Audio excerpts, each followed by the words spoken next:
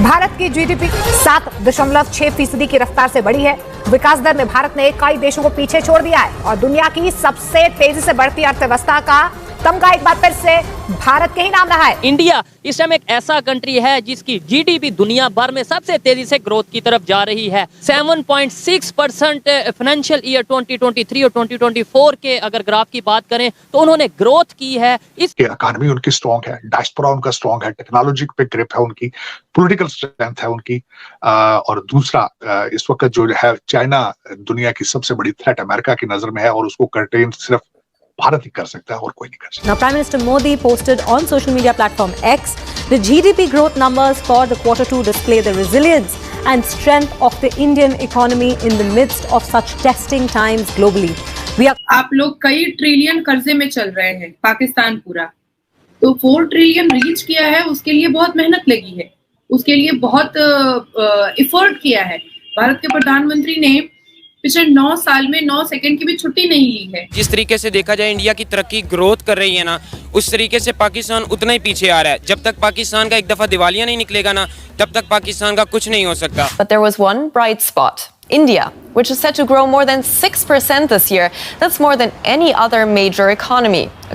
India ने पूरी दुनिया में इस तरीके से रिकॉर्ड बनाया है कि 7.6% उन्होंने ग्रोथ किया है फाइनेंशियल ईयर 2023-24 में। Q2 का जो रिपोर्ट आई, देखें इंडिया की अगर बात करें ना, वो एक बड़ी मार्केट है। सारे ऐसे देश हैं जो कोविड-19 पैंडेमिक के बाद अब तक रिकवर नहीं हो पाए हैं, लेकिन ये तो मेहनत थी ना भारत के प्रधानमंत्री श्री नरेंद्र दामोदर दास मोदी जी की, जो उन्होंने सिर्फ भारत को रिकवर नहीं किया बल्कि अपने बायलैटरल और ट्रेड रिलेशन को भी और खूबसूरत बनाया है और बड़ा किया है। जय हिंद दोस्तों आईएमएफ की तरफ से एक आंकड़ा आया जिसको सुन के खास करके भारत के दुश्मन देश है वो परेशान हो गए, क्योंकि दोस्तों इस साल 2023 में अभी तक जितने भी देश हैं उन सभी के तुलना में भारत की जो जीडीपी ग्रोथ रेट है वो सबसे ज्यादा है। अकॉर्डिंग टू आईएमएफ भारत की जो जीडीपी ग्रोथ रेट रही है पूरे साल वो 7.6% है, जो कि यूएसए, जर्मनी, यूके जितने भी बड़ी बड़ी अर्थव्यवस्था की बात कर ले, चाइना, इन सब के तुलना में ज्यादा है।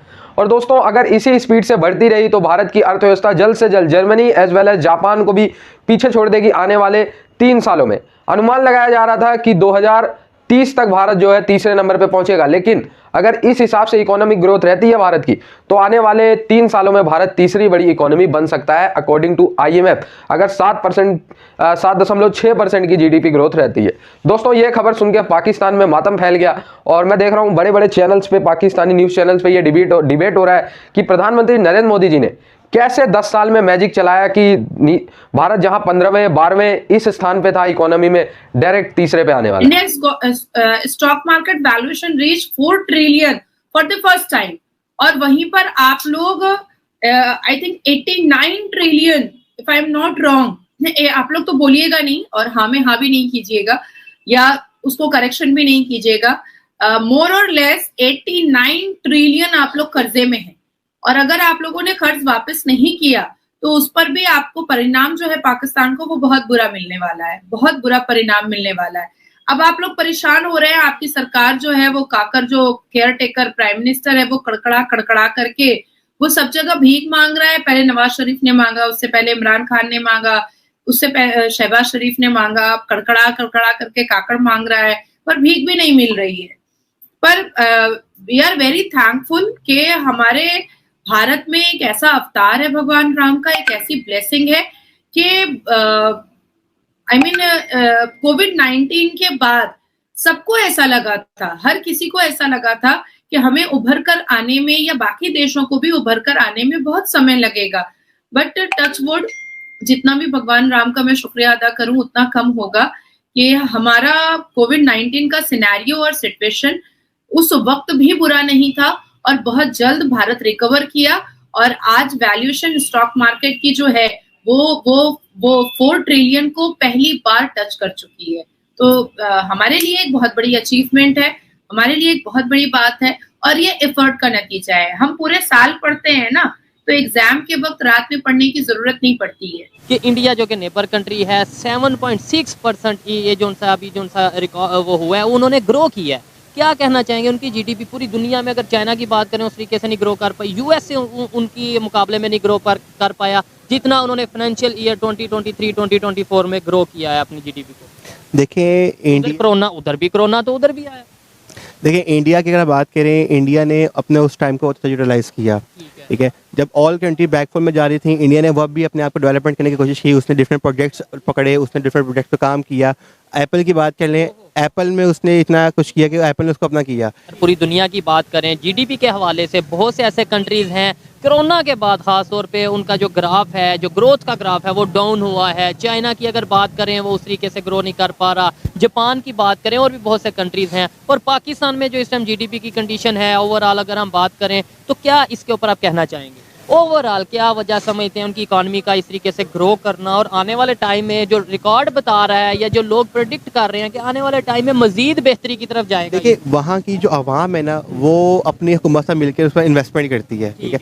अब पाकिस्तान को देखें, पाकिस्तान में एज आ हुकूमत के साथ नहीं मिल रहे, वो इंडिविजुअली इन्वेस्टमेंट करके अपने आप को ग्रो कर रहे हैं। अब यही मेन है। सोच का फर्क कैसे आया? ये हमारी मतलब ये है कि प्रायोरिटीज का फर्क कैसे है कि उनकी प्रायोरिटीज है अपनी नेशन और हमारी प्रायोरिटीज, नो डाउट आप अपने पाकिस्तान से, मैं अपने पाकिस्तान से बहुत प्यार करता हूँ, लेकिन फिर ग्रोथ की तरफ, डेवलपमेंट की तरफ क्यों नहीं जा रहे? मैंने इसलिए पहले कोरोना की बात की कि मतलब ये है कि यही कहा जाएगा कि भाई कोरोना की वजह से ये हो रहा है, कोरोना की वजह से हो रहा है, लेकिन उस कंट्री में भी पूरे दुनिया में कोरोना आया, तो वो कैसे, मतलब क्या? अगर जब तक हम लोग एज ए नेशन नहीं सोचेंगे ना तो हम तरक्की नहीं कर सकते। उनमें जमीन आसमान का डिफरेंस नजर आएगा। जमीन आसमान का डिफरेंस है या नहीं है, नजर आ रहा है या नहीं नजर आ रहा, लेकिन पॉइंट ये है कि हम किसी भी सूरत में ग्रो क्यों नहीं कर पा रहे, आगे क्यों नहीं बढ़ पा रहे। और जो बच्चे पूरे साल नहीं पढ़ते हैं ना, उनको एग्जाम के सुबह एग्जाम है और रात में बहुत मेहनत करके पढ़नी पड़ती है, और फिर भी वो कितनी ही पढ़ाई हो सकती है एक रात में।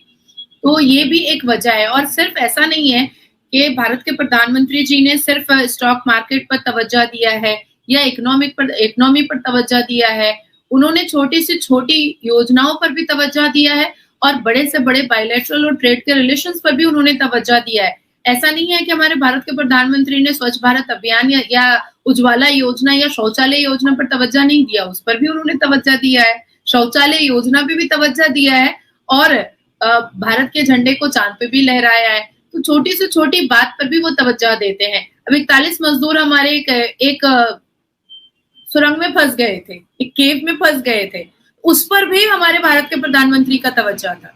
उस पर भी वो धामी जी से, जो उत्तराखंड के सीएम थे, उससे हर वक्त फोन करके वो अपडेट लिया करते थे कि अब कहाँ तक पहुंचा और कितने दिन लगेंगे, जल्दी निकालो, उनके परिवार वाले हैं। तो छोटी से छोटी चीजों पर भी वो तवज्जो देते हैं। अब हमारे भारत के में जो राज्य में भारतीय जनता पार्टी की सरकार नहीं है, अगर वहां पर बहुत घिनौने अपराध अभी भी भारत में उन राज्यों में हो रहे हैं जहां पर भारतीय जनता पार्टी की सरकार नहीं है, तो उन घिनौने अपराधों पर भी आवाज उठाने का काम ऐसा नहीं है कि भारत के प्रधानमंत्री नहीं कर रहे हैं, बिल्कुल कर रहे हैं। भारत में 28-29 स्टेट है, उस स्टेट में कई ऐसे स्टेट है, कुछ ऐसे स्टेट है जहां पर भारतीय जनता पार्टी की सरकार नहीं है, पर क्या वहां पर योजनाएं नहीं पहुंच रही है? बिल्कुल पहुंच रही है। क्या वहां पर सेंट्रल गवर्नमेंट और भारत की सरकार की योजनाओं का लाभ वहां के लोग नहीं उठा रहे? बिल्कुल उठा रहे हैं, हर हाल में उठा रहे हैं। मुद्रा योजना का लाभ पूरे भारत ने उठाया है। तो 4-5 ऐसे राज्य है जहां पर भारत के प्रधानमंत्री की सरकार नहीं है। पर जैसे ही हम पाकिस्तान के किसी से भी बात करते हैं कि आपके यहाँ SGM कॉलेज में 620 बच्चियों का कराची IGM स्कूल में